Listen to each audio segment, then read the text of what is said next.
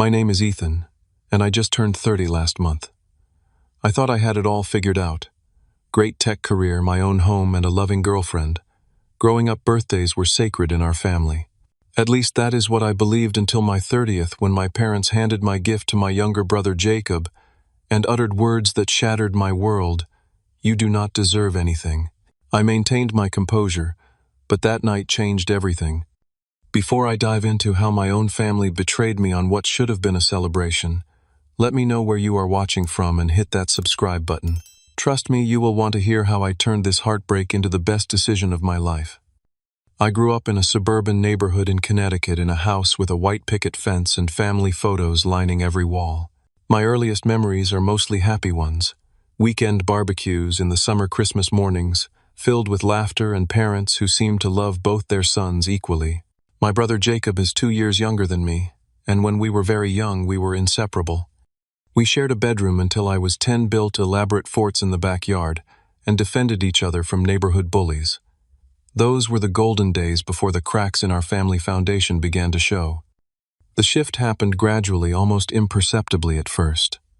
Jacob showed exceptional athletic ability around age 8. He could throw a baseball with surprising accuracy and run faster than kids 2 grades above him. My parents, especially my father Robert, who had been a college baseball player with unfulfilled professional dreams, took immediate notice. "That arm is something special," Dad would say, beaming with pride during Jacob's Little League games. "He gets that from my side of the family." Meanwhile, I was the kid who preferred to take apart our home computer to see how it worked rather than play sports. I was fascinated by technology from an early age, spending hours in my room programming simple games on our family's first desktop computer. "Ethan, you should go outside more," my mother Diana would say, shaking her head as she found me hunched over a keyboard. "It is not healthy to stare at screens all day." When I tried to show them a simple program I had written at 12 years old, my father glanced at it disinterestedly. "That is nice, son, but we need to get to Jacob's game. He is pitching today." The pattern became clearer as we entered our teenage years. Jacob's room gradually filled with trophies, while my academic achievements received passing acknowledgement. When I won the state science fair at 14 with a computer program that could solve complex math equations, my parents attended the ceremony but left early because Jacob had baseball practice. Birthdays became another measuring stick of the disparity. On my 16th birthday, I received a second-hand laptop. 2 months later, on Jacob's 14th birthday, he got a brand new bike and an expensive baseball glove signed by a professional player. The difference in enthusiasm was palpable. Jacob needs proper equipment to develop his talent. My father explained when I questioned the disparity. "You should understand that, Ethan. You are the smart one, right?" That backhanded compliment became a pattern. My intelligence was acknowledged but somehow used against me, as if being smart meant I should require less support, less encouragement, and fewer resources. Despite this, I excelled academically. I graduated as valedictorian of my high school and earned a full scholarship to MIT for computer science. The day my acceptance letter arrived, I rushed home bursting with excitement. "That is great, honey," my mother said, giving me a quick hug before returning to preparing dinner. "You have always been so independent." My father nodded. "Good job. I knew you would get in somewhere good." That same evening, the conversation quickly turned to Jacob's upcoming baseball tournament with detailed discussions about travel arrangements and who would record his games. College widened the gap even further. While I worked part-time jobs to cover expenses not included in my scholarship, my parents paid for Jacob's entire education at a state university where he had received a partial athletic scholarship. When his grades slipped, they hired tutors. When he wanted to study abroad for a semester, they covered the costs. Meanwhile, when my computer crashed during my junior year and I called home to see if they could help with the $800 replacement I desperately needed for my coursework, my father said, "You need to learn to budget better. Ethan, we cannot bail you out every time you have a problem." I ended up taking extra shifts at the campus tech support desk and eating ramen for weeks to afford the new computer. During college breaks, when I returned home, the disparity was even more apparent. Jacob's achievements were displayed prominently. New trophies framed newspaper clippings about his games, photos of him with his teammates. My academic awards were either tucked away in a drawer or displayed in less prominent locations. Despite all this, I held on to hope that eventually my parents would recognize my worth. I continued to seek their approval, calling home regularly with updates about my classes and internships. Their responses were always polite but brief, usually followed by extended updates about Jacob. "That is nice, Ethan," my mother would say after I told her about making the dean's list for the 4th consecutive semester. "Did you hear Jacob might get scouted by a minor league team?" The pattern continued, and a quiet resentment grew inside me. But so did my determination to succeed on my own terms. If I could not earn their unconditional love and respect through my achievements, I would build a life so fulfilling that their approval would no longer matter. But deep down, that little boy who just wanted his parents to be proud still existed, still hoped for the day when they would finally see him. After graduating summa cum laude from MIT, I landed a job at Tech Future, a growing software company in Boston. Starting as a junior developer, I quickly distinguished myself by solving problems other team members found insurmountable. My innovative approaches to coding challenges caught the attention of senior management, and within 3 years, I had been promoted twice. Harrison Fleming, the chief technology officer, became something of a mentor to me. Unlike my parents, Harrison recognized and nurtured my talent. He was a straight-talking, silver-haired veteran of the tech industry who had built and sold 2 companies before joining Tech Future. "You have got something special," Ethan Harrison told me, after I debugged a critical system issue that had stumped the entire team. "I see a bright future for you here if you want it." Those words meant more to me than he could know. Simple recognition of my abilities without qualification or comparison. Harrison became the father figure I had always craved, someone who valued me for exactly who I was. By 27, I had saved enough for a down payment on a modest condo in Cambridge. It was nothing fancy, 2 bedrooms, 1 bath with a small balcony overlooking a quiet street. But it was mine, achieved without any financial help from my family. The day I got my keys, I stood alone in the empty living room and felt a sense of accomplishment that was bittersweet. I had no one to share this milestone with, no parents beaming with pride at their son's first home purchase. That changed when I met Grace at a tech conference in the city. She was working for a digital marketing firm and had come to the conference to network with potential clients. We struck up a conversation at the coffee station, and I was immediately drawn to her quick wit and genuine interest in my work. Unlike many people I met who glazed over when I talked about programming, Grace asked insightful questions and seemed fascinated by my explanations. Our first date stretched from coffee to dinner to a midnight walk along the Charles River. By our 3rd date, I knew this was different from any relationship I had experienced before. Grace saw me, truly saw me, and valued what she saw. As our relationship deepened over the next 2 years, Grace gradually learned about my family situation. She noticed how my mood would shift after phone calls with my parents, how I would become quiet and withdrawn. "Why do you keep trying so hard with them?" she asked one evening after I hung up from a particularly disappointing call where my parents had spent 20 minutes talking about Jacob's new job at a prestigious sporting goods company, a position they had helped him secure through connections. "They are my family," I replied simply, as if that explained everything. Grace took my hand. "Family should make you feel valued, not invisible." Her words struck a chord, but years of conditioning were hard to break. Part of me still believed that if I achieved enough, if I became successful enough, my parents would finally give me the recognition I craved. As my 30th birthday approached, I decided to visit my parents for the weekend. 30 felt significant, a real adult milestone, and something in me hoped this occasion might finally bridge the gap between us. "Are you sure about this?" Grace asked as she helped me shop for gifts to bring to my family. I had chosen a fine bottle of scotch for my father, a silk scarf for my mother, and a signed jersey from Jacob's favorite baseball player that had cost me nearly $400. "I want to give them another chance," I said carefully, wrapping each present. "Maybe things will be different this time." Grace looked skeptical but supportive. "I will be right there with you," she promised, squeezing my hand. The week before my birthday, I received some exciting news at work. Harrison called me into his office and closed the door, a rare, serious expression on his face. "The executive team has been watching your progress, Ethan," he said. "We are creating a new division focused on artificial intelligence applications, and we want you to head it up. It comes with a substantial raise and a team of 15 reporting to you." I was momentarily speechless. This was a massive opportunity, the kind of recognition that validated all my hard work. "Thank you," I finally managed. "I do not know what to say." Harrison smiled. "Say yes. You have earned this, Ethan.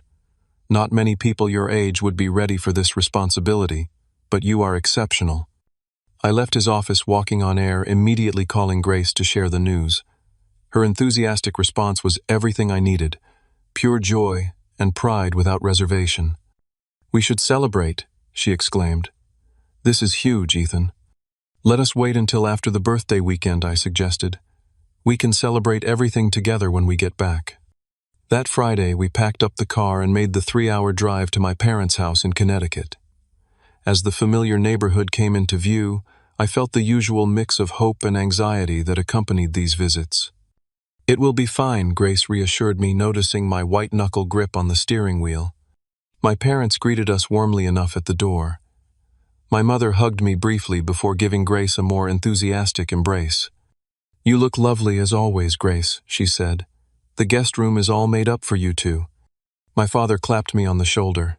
"Good to see you, son." The big three, oh huh, making me feel old. The evening passed pleasantly enough with small talk over dinner. I shared some details about work, carefully downplaying my promotion to avoid seeming like I was bragging. My parents nodded politely before steering the conversation to Jacob, who would be arriving the next day. "He is doing so well at play-action sports," my mother gushed. "His boss says he has a real eye for marketing athletics." I nodded and smiled, swallowing the familiar feeling of being an afterthought in my own family narrative. Grace squeezed my knee under the table, a silent gesture of support.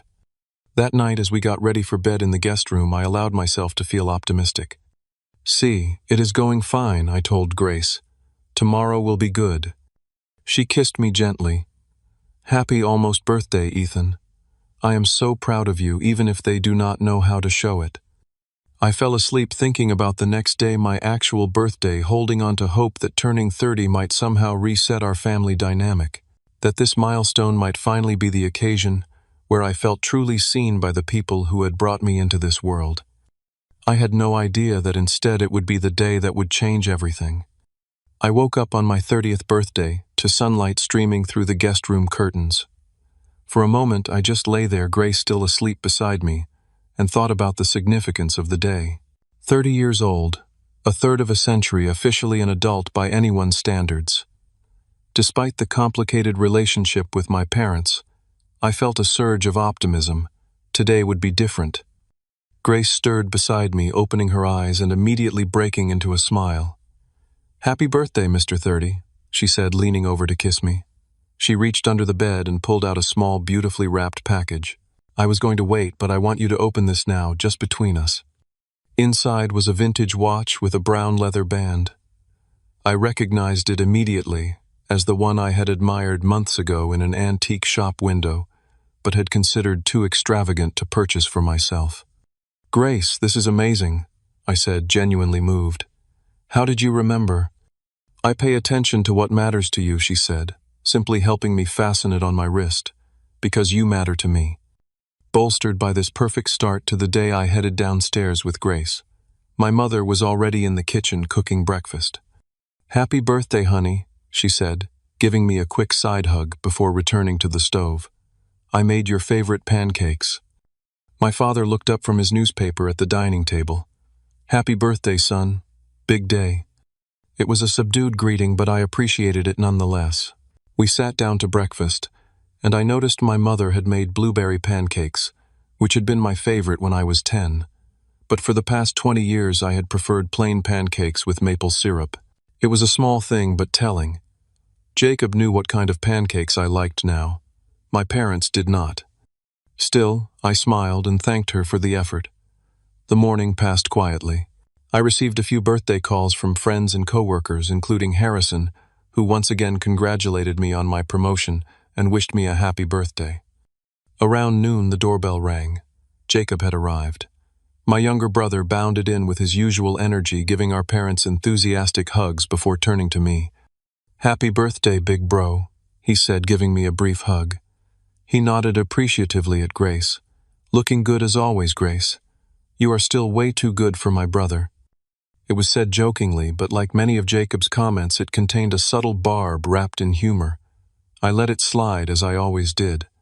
My mother immediately began fussing over Jacob, asking about his drive and if he was hungry. "I saved some pancakes for you, your favorite chocolate chip."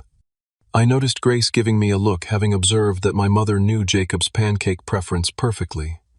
The afternoon progressed with casual conversation, mostly dominated by my parents, asking Jacob about his job, his friends, and the woman he had recently started dating. When the topic occasionally shifted to me, it was brief and surface level. "Work is good?" my father asked. "Really good, actually," I replied, seeing an opening. "I just got promoted to head a new division." "That is nice," he said, nodding vaguely, before turning back to Jacob. "Now tell me more about this marketing campaign you are working on."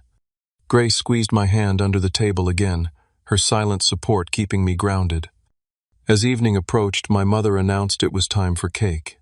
She brought out a modest-sized chocolate cake with "Happy 30th, Ethan," written in somewhat hasty blue icing. It was noticeably smaller than the cake they had gotten for Jacob's 28th birthday 2 months earlier, which had been a elaborate two-tier creation from an expensive bakery. After a somewhat lackluster rendition of "Happy Birthday," my father cleared his throat. "We have something special for the occasion," he announced. My heart lifted. Perhaps they had put more thought into this birthday than I had given them credit for. My mother disappeared into the other room and returned carrying a large wrapped box. It was approximately the size of a laptop box, and I felt a surge of excitement. I had mentioned months ago that I was thinking about upgrading my personal laptop, which was now several years old. Had they actually been listening? "This is a big moment," my father continued. "Turning 30 is significant." I reached for the box, but to my confusion, my father held it back and instead turned toward Jacob. "Jacob," he said solemnly, "we want you to have this." A confused silence fell over the room. I stared at my father, certain I had misheard him. Jacob looked equally perplexed. "But it is Ethan's birthday," he said, glancing at me with what appeared to be genuine confusion. "We know," my mother chimed in, her voice taking on that slightly defensive tone she used when justifying questionable decisions. "But you have been working so hard and your laptop just broke last month. You need this for your job." "But Jacob began, but my father cut him off. "Ethan already has everything," he said firmly. "A good job, his own place, a nice girlfriend. You are still getting established. You need this more." Then he looked directly at me and delivered the words that would change everything. "You do not deserve anything. You already have everything." The room went completely silent. Grace's hand tightened around mine, so hard it almost hurt. Jacob looked uncomfortable but accepted the gift with a murmured thanks, not meeting my eyes. I sat frozen, a polite smile somehow still fixed on my face, though I felt as if I had been slapped. 30 years of seeking approval, of hoping for recognition, of making excuses for their behavior, all of it crystallized in that moment into perfect clarity.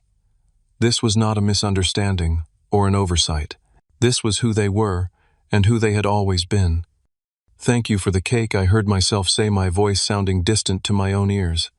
"It looks delicious." Grace shot me a concerned look, clearly alarmed by my calm reaction. She knew me well enough to recognize that something fundamental had shifted inside me. The rest of the evening passed in a blur. We ate cake. My parents continued talking mainly to Jacob about his plans. At one point, Jacob tried to steer the conversation back to my work, perhaps feeling guilty, but my mother quickly redirected to asking about his new girlfriend. Through it all, I maintained my composure, responding when spoken to, smiling at appropriate moments. But inside, something had broken, and something else, something stronger, was taking its place. Grace remained a steady presence beside me, occasionally answering questions directed at her, but mostly watching me with concern. She could sense the storm brewing beneath my calm exterior. As the evening wound down, my parents did not seem to notice anything amiss. My father turned on the television to check the baseball scores, and my mother began cleaning up the kitchen, declining Grace's offer to help. Jacob sat awkwardly for a while before announcing he was tired from the drive and heading up to his old bedroom. Before leaving, he paused beside me. "Hey, I did not know they were going to do that," he said quietly. "I can give you the laptop if you want." I looked at my brother, really looked at him, perhaps for the first time. He was not a bad person. He had simply accepted the preferential treatment as normal because it had always been that way. "Keep it," I said evenly. "You heard them. I already have everything." He hesitated, then nodded, and went upstairs, the gift tucked under his arm. Later that night, as Grace and I lay in the guest bed, she finally broached the subject.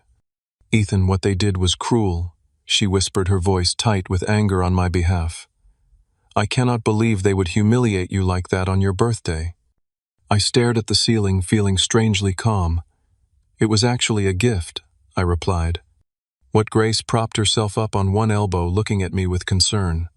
"They showed me exactly who they are, and who they have always been," I explained. "No more hoping, no more making excuses, no more trying to earn love that should have been unconditional." "What are you going to do?" she asked. I turned to look at her, the person who had shown me what genuine love and support felt like. "We are leaving. Tonight." Grace's eyes widened, but she did not try to talk me out of it. Instead, she simply nodded and said, "I am with you. Whatever you decide." And in that moment, I knew with absolute certainty that I had found my real family. At 3 a.m, the house was completely silent. Grace and I moved quietly, packing our bags in the darkness of the guest room. I had lain awake for hours, replaying the events of the evening in my mind, each mental repetition only strengthening my resolve. "Are you sure about this?" Grace whispered as she zipped her overnight bag. I nodded, my movements deliberate and certain. I have never been more sure of anything. After 30 years of trying to earn love that should have been freely given, of making excuses for behavior that was inexcusable, of hoping for recognition that never came, I was finally choosing myself. I scribbled a brief note on the hotel stationery that sat on the bedside table. "Thank you for the clarity your gift gave me yesterday. I will not be in contact for a while. Do not worry about me, Ethan." Short, direct, and without emotion, much like their relationship with me had been all these years. We crept down the stairs, careful to avoid the third step that had always creaked. The house was dark except for the dim light above the stove in the kitchen. I placed the note on the dining room table where they would find it in the morning. For a moment I stood in the entryway of my childhood home, taking it in one last time. The family photos on the wall that documented a version of our lives that existed only in these carefully framed moments. The living room where I had opened so many birthday presents over the years, always with that mixture of hope and disappointment. The kitchen where conversations had always seemed to revolve around Jacob's achievements. Grace touched my arm gently. "Ready?" I nodded, picked up our bags, and walked out the front door without looking back. We loaded the car in silence, and I backed out of the driveway with my headlights off until we reached the main road. As we drove away in the pre-dawn darkness, I felt a weight lifting from my shoulders, a weight I had carried for so long that I had stopped noticing it. Once we were on the highway, Grace reached over and took my hand. "Talk to me," she said softly. The dam broke. All the emotions I had suppressed during the birthday disaster came flooding out. I pulled over to the shoulder of the highway because I was crying too hard to drive safely. 30 years of seeking approval, of trying to be enough, of making myself smaller to avoid threatening Jacob's place in the family spotlight, all of it poured out of me in great heaving sobs. Grace simply held me, not trying to shush me or tell me it would be okay. She just witnessed my pain and validated it with her presence. When the storm finally passed, I felt emptied out but somehow lighter. I wiped my face with the sleeve of my jacket and took a deep breath. "I am not going back," I said, my voice hoarse but steady. "I know," Grace replied, "and I am here with you, whatever comes next." We drove until sunrise, stopping at a roadside diner for coffee and breakfast.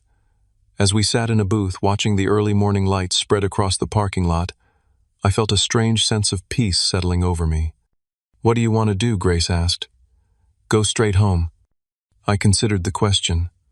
"Let us check into a hotel for tonight. I need a buffer day before going back to real life." We found a decent hotel in the next town and checked in. I called Harrison and told him I would be taking a personal day without going into details. He did not press for an explanation, just told me to take the time I needed. That day became a kind of limbo, a pause between my old life and whatever came next.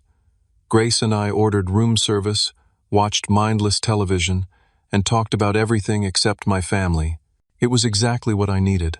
A day without expectations, without performance, without trying to be worthy of anyone's approval. The following day we drove back to our condo in Boston. As we unpacked, I realized my parents had not called or texted to ask why we had left. It confirmed what I already knew. I was an afterthought, noticed only when convenient. The first week of silence was strange but liberating.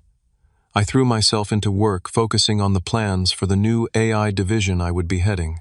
Harrison noticed something was different about me, a new intensity, a sharper focus. "Everything okay?" he asked after a particularly productive meeting where I had presented my vision for the division with confidence I had not known I possessed. "Getting there," I replied. "Just some family stuff." Harrison nodded, not pushing but letting me know he was available if I needed to talk. "Family can be complicated. Just remember, Ethan, some of the most important family is the one you choose, not the one you are born into." His words resonated deeply, and later that week I asked if he had time for a drink after work. Over beers at a quiet bar near the office, I told him everything: the lifelong favoritism, the birthday betrayal, my silent departure. Harrison listened without interrupting, his experienced eyes taking in more than just my words. When I finished, he was quiet for a moment.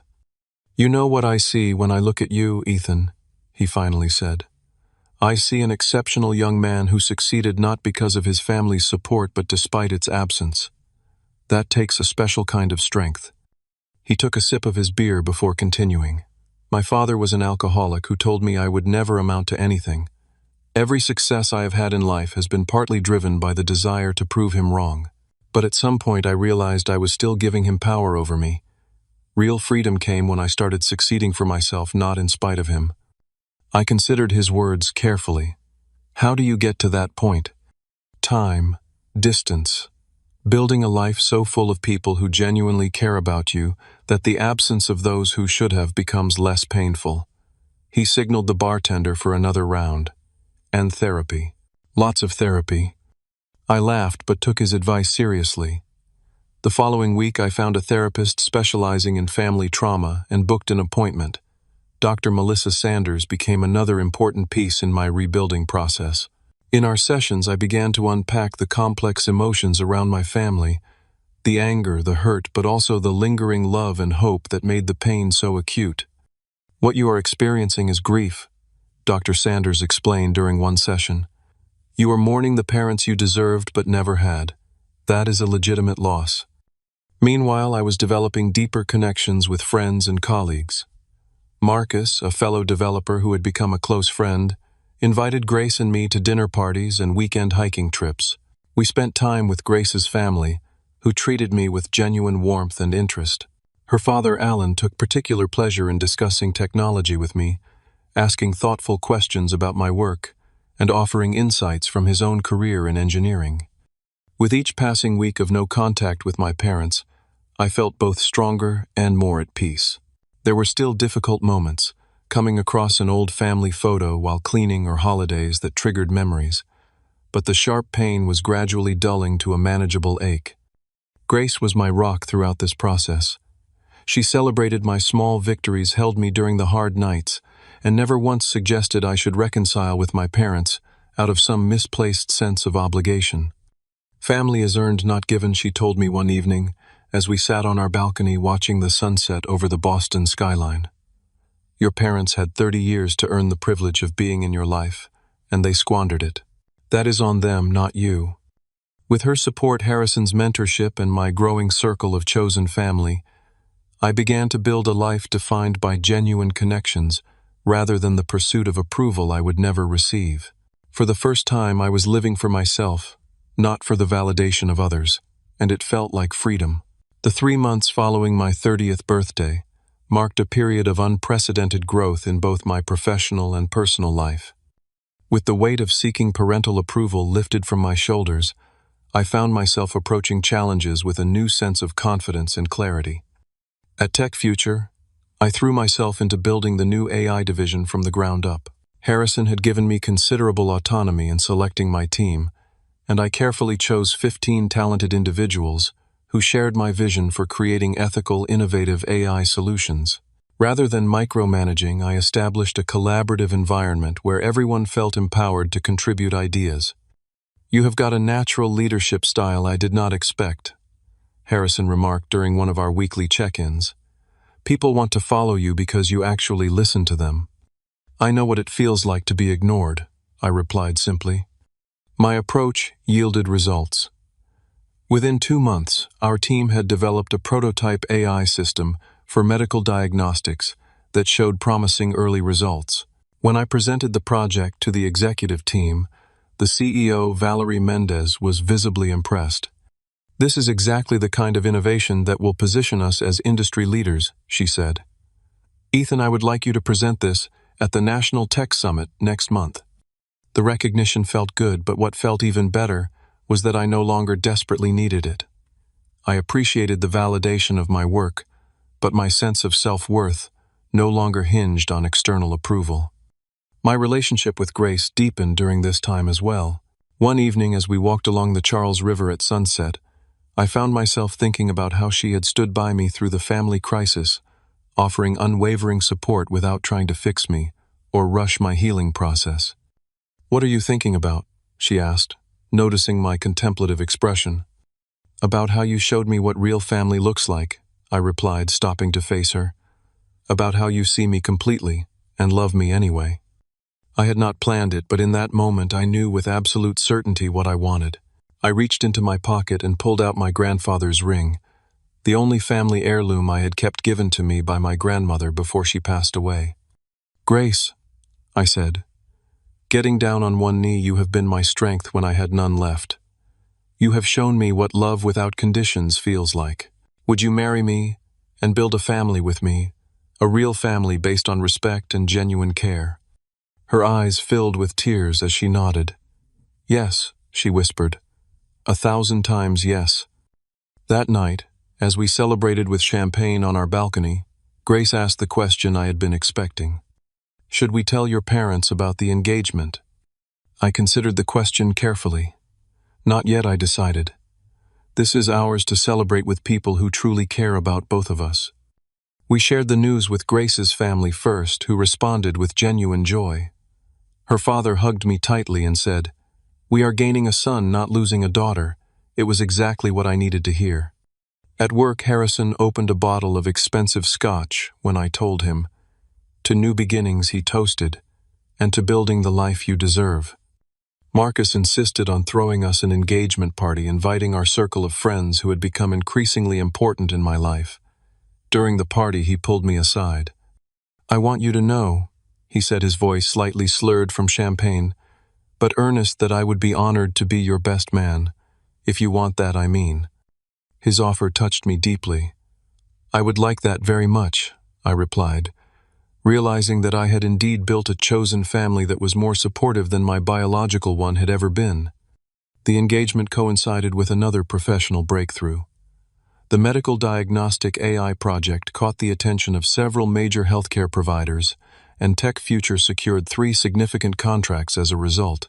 Valerie called me into her office to deliver the news personally. "The board has taken notice of your division's success," she said. "We are increasing your budget for the next fiscal year and adding 10 more positions to your team."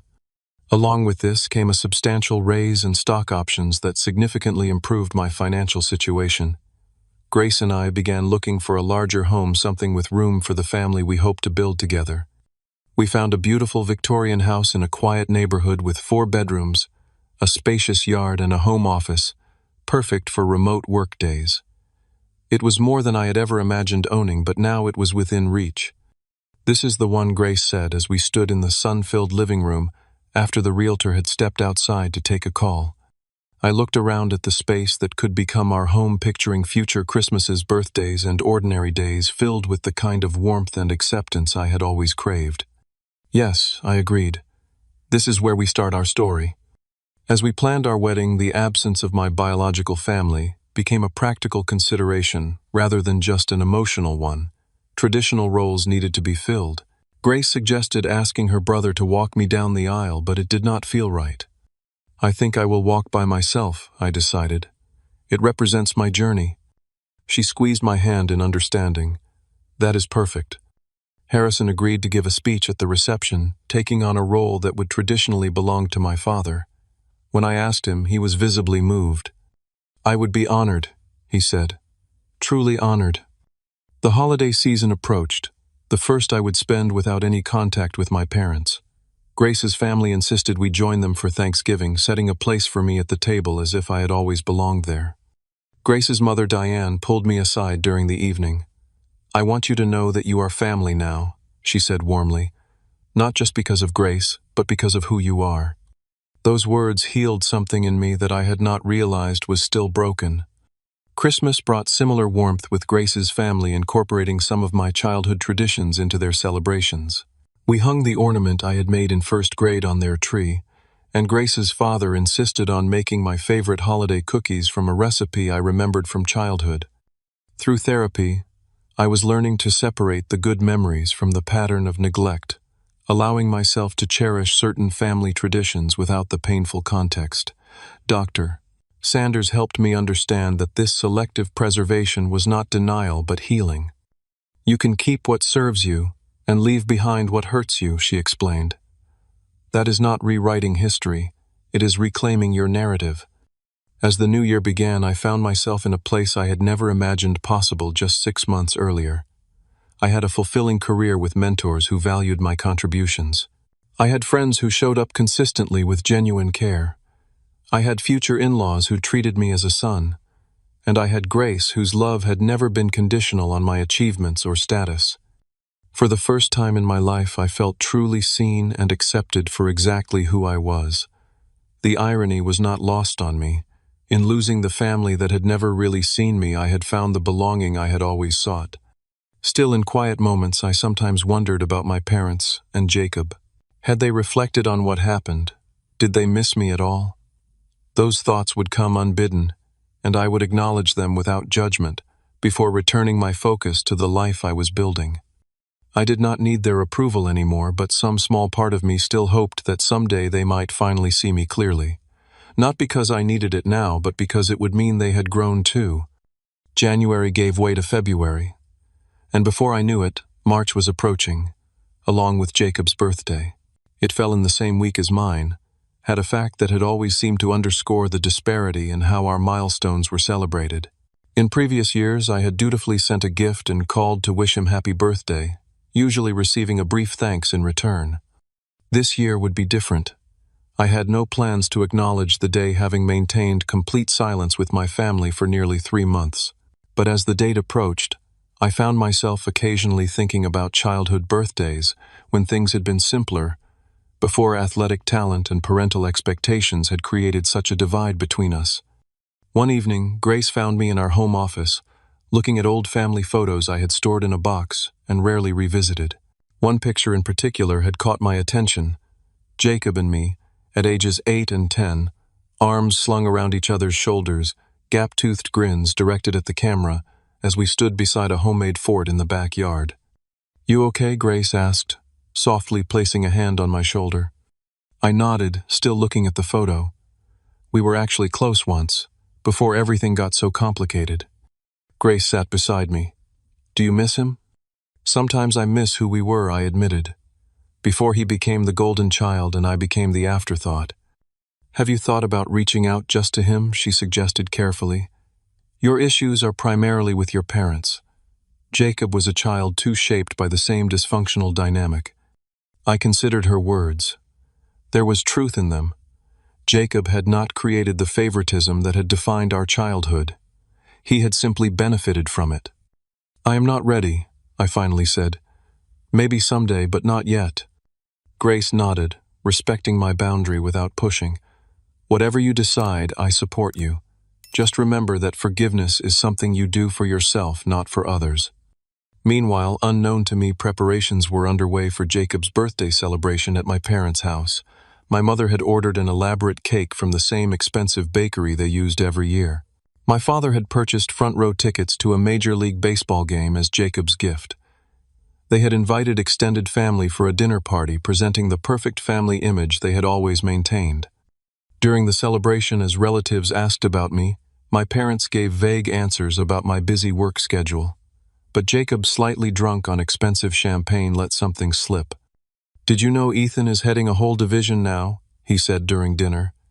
"Creating some cutting-edge AI thing that got written up in Tech Monthly." My Aunt Margaret looked surprised. "How wonderful. You must be so proud."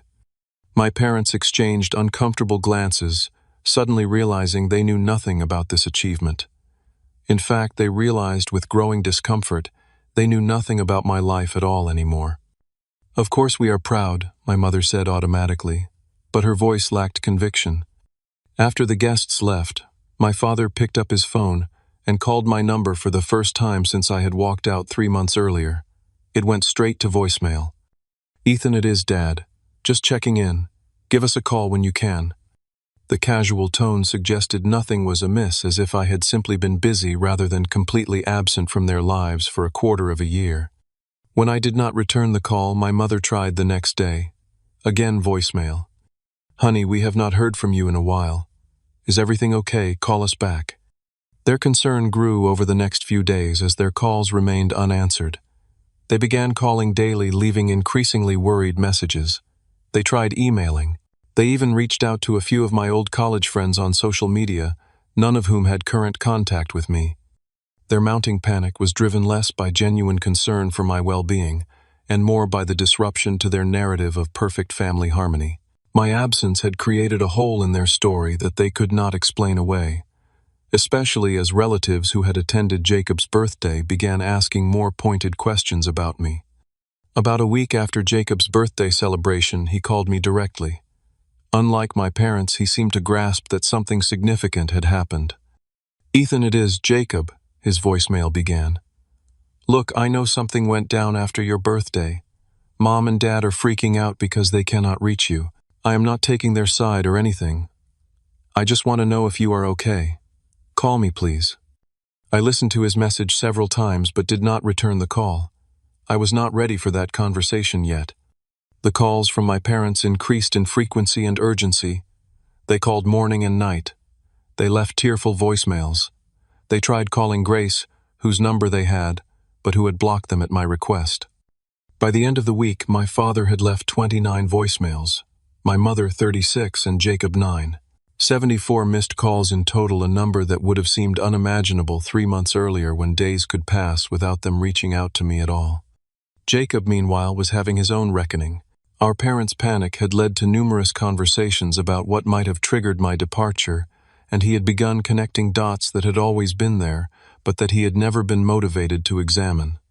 "Did something happen at Ethan's birthday?" he asked my mother, directly after she made yet another failed attempt to reach me. "Nothing unusual," she replied dismissively. "We had cake, we gave you that laptop you needed for work. Everything was fine, and then the next morning they were just gone." "You gave me a laptop on his birthday," Jacob repeated slowly, the inappropriateness of this finally registering. "What did you give him?" My mother looked uncomfortable. "Well, nothing specifically. He has a good job, he does not need things the way you do." "Jesus." Mom, Jacob said, the full picture becoming clearer. "Do you hear yourself?" For perhaps the first time, Jacob was seeing the family dynamic from my perspective, and he was not comfortable with what he discovered. That evening, he sent me a text message, rather than calling. "I just realized something that should have been obvious years ago. They have always treated us differently and not in a good way. I benefited from it, so I never questioned it. I should have. I am sorry, Ethan. Really sorry. Whatever you are doing, I hope you are happy. You deserve that." It was this message that finally broke through my silence. I was having dinner with Grace at our favorite restaurant when it came through, celebrating the successful launch of our AI diagnostic tool's second phase. "Everything okay?" Grace asked, noticing my expression as I read the text. I showed her the message. It is from Jacob. She read it carefully. That is, unexpected. Yeah, I agreed, genuinely surprised by my brother's insight. It is. Are you going to respond? She asked. I considered the question. Jacob's message suggested a level of self-awareness I had not expected from him. It was not an excuse for years of accepting preferential treatment, but it was an acknowledgement that something had been fundamentally wrong in our family dynamic. Maybe I said finally, but not tonight. Tonight is about us and celebrating this launch. Grace smiled and raised her glass. To creating systems that actually work, both in technology and in life. As we clinked glasses, I realized that the missed calls and desperate messages from my parents no longer held power over me. I was not staying away to punish them or to make them miss me. I was staying away because I had finally found peace in their absence. Jacob's message, however, offered something different. Not a return to the old dynamic, but potentially the beginning of a new, more honest relationship. It was something to consider carefully on my own terms and in my own time. The next day I showed Jacob's text to Dr. Sanders during our therapy session.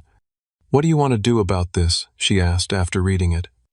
Part of me wants to respond, I admitted, but I am afraid of getting pulled back into the old patterns. That is a valid concern, she acknowledged. But consider this. You are not the same person who left that house 3 months ago. You have done significant work on establishing boundaries and building self-worth, independent of your family's validation. Perhaps the question is not whether you should respond, but how you can respond while maintaining the healthy boundaries you have established. Her perspective gave me a new way to think about the situation. I did not have to choose between complete estrangement and falling back into old patterns. There was a middle path, cautious, boundaried reconnection on my terms. That evening I composed a brief reply to Jacob. Thank you for the message. It means a lot to hear you acknowledge this. I am doing well, better than I have been in a long time.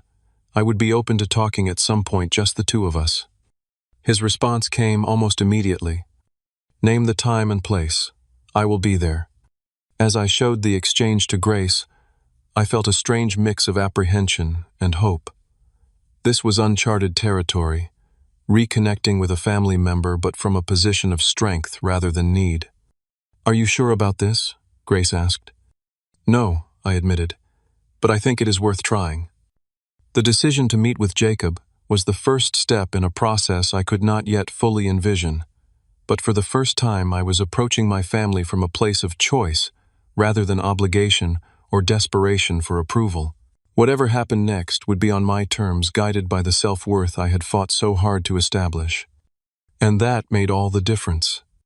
A week later, I sat at a corner table in a neutral location, a coffee shop halfway between my home and my parents' house. I had arrived early, ordered a black coffee, and positioned myself facing the door. This meeting with Jacob was strictly between us. I had made that clear in my message setting up the meeting. When he walked in, I was struck by how nervous he looked, so different from the confident, borderline arrogant brother I had grown up with. He spotted me, gave an awkward wave, and ordered at the counter before joining me. Thanks for meeting me, he said, settling into the chair across from me. I was not sure you would. I almost did not, I admitted. But your text seemed sincere. Jacob nodded, wrapping his hands around his coffee cup. It is. I have been doing a lot of thinking since you disappeared. At first I was just confused. Then Mom and Dad started freaking out, and things they were saying about your birthday did not add up. Like what I asked, curious about their perspective. They kept saying everything was normal, that they did not understand why you left. He shook his head. But when I pushed them on details like giving me your birthday gift, they got defensive. Dad kept saying you did not need anything, that you have always been self-sufficient. Like that justifies it somehow. I took a sip of my coffee, letting him continue. The thing is, Jacob said, looking genuinely troubled once I started thinking about it, I could see the pattern going all the way back. How they came to all my games but missed your science competitions. How they paid for my college but expected you to figure it out on scholarship. How every conversation somehow turns to me, even when you have something important happening. You noticed all that I asked, surprised by his level of insight. Not until you left, he admitted. It was like your absence finally let me see what had been happening all along, and my part in it. He looked directly at me then, his expression sincere. I benefited from their favoritism, Ethan. I did not create it, but I accepted it. I never stood up for you, or questioned why they treated us so differently. That is on me, and I am truly sorry. His apology caught me off guard. In all my imagined scenarios of potential reconciliation, I had never pictured Jacob taking responsibility this way. I appreciate that, I said carefully. It means a lot to hear you acknowledge it. We talked for nearly 2 hours, unpacking decades of family dynamics with an honesty we had never managed before. Jacob shared his own insecurities, how he had always felt pressure to live up to our father's athletic dreams, how he had secretly envied my academic abilities and independence. They may have given me more stuff, he said, but they also controlled me more. You built your own life.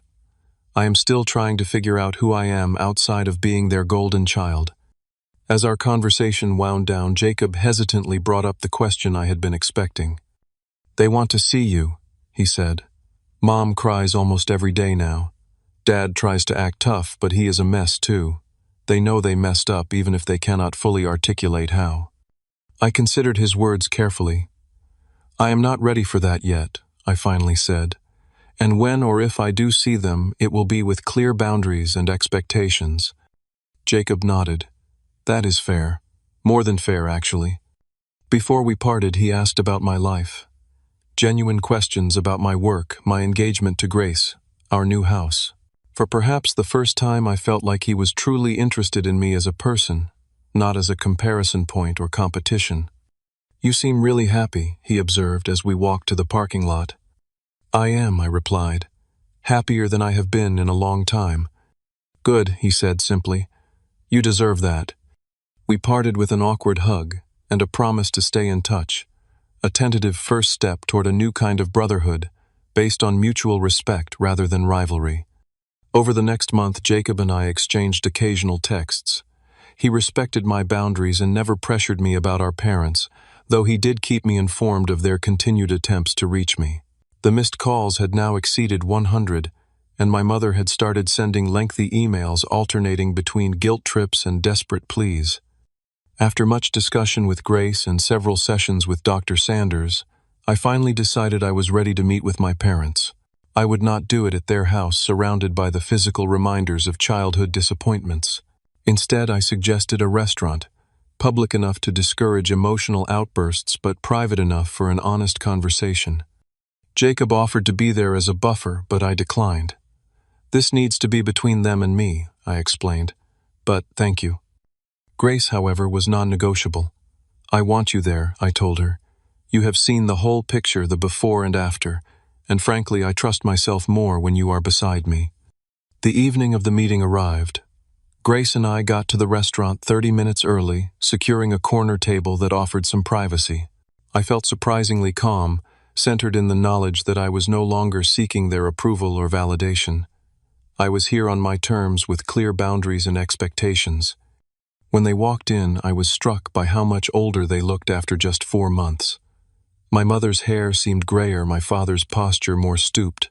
They spotted us and hurried over my mother, already tearing up. Ethan, she said, reaching for me, as if to hug me. I stood but maintained enough distance to make it clear I was not ready for that level of physical contact. She withdrew, her hands hurt flashing across her face. Thank you for meeting us, my father said, stiffly, clearly uncomfortable with the emotional tension. We all sat down, in awkward silence falling over the table. Grace squeezed my hand under the table, a silent reminder of her support. You have been ignoring our calls, my mother finally said, her tone accusatory despite her attempt to sound concerned. Yes, I replied simply. I needed space. Space from what my father asked, genuinely confused. What exactly did we do that was so terrible? You cut us off completely. His question confirmed what I had suspected. They truly did not understand the impact of their actions. Not just the birthday incident, but the lifetime of subtle and not so subtle messages that I was less important less worthy of their attention and affection. "Do you remember what you said when you gave Jacob my birthday gift?" I asked quietly. My parents exchanged uncomfortable glances. "We were just trying to help your brother," my mother said defensively. "His laptop had broken, and he needed one for work. You said, 'You do not deserve anything. You already have everything.'" I quoted my father's exact words. On my 30th birthday, after a lifetime of making me feel secondary to Jacob. "That is not fair," my father protested.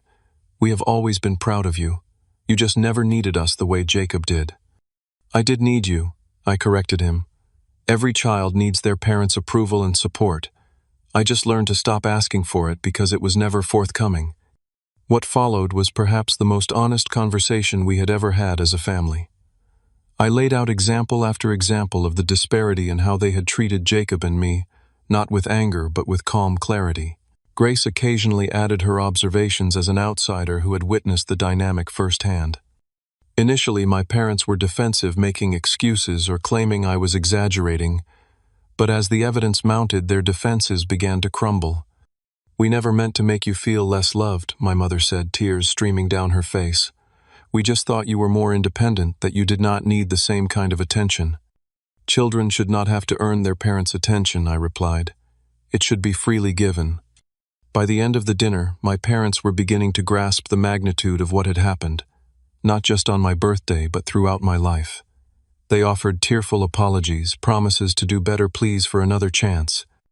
"I need you to understand something," I told them, as the evening drew to a close. "I am not meeting with you tonight to pick up where we left off. I am not angry anymore, but trust has been broken. If you want a relationship with me moving forward, it will be a new one built on mutual respect and clear boundaries." They nodded, seemingly willing to accept any terms if it meant not losing me completely. "And one more thing," I added. "Grace and I are engaged. We are getting married in October. You are welcome to attend, but it will be as guests, not in traditional parental roles. Those honors will go to people who have consistently supported and valued me." My mother looked pained at this, but my father placed a restraining hand on her arm before she could protest. "We understand," he said quietly, "and we would be grateful to be there in any capacity." As we parted ways in the parking lot, my mother asked hesitantly if she could hug me. I nodded, allowing a brief embrace that felt different from any we had shared before, less performative, more genuine in its tentative vulnerability. The months that followed brought slow, careful rebuilding.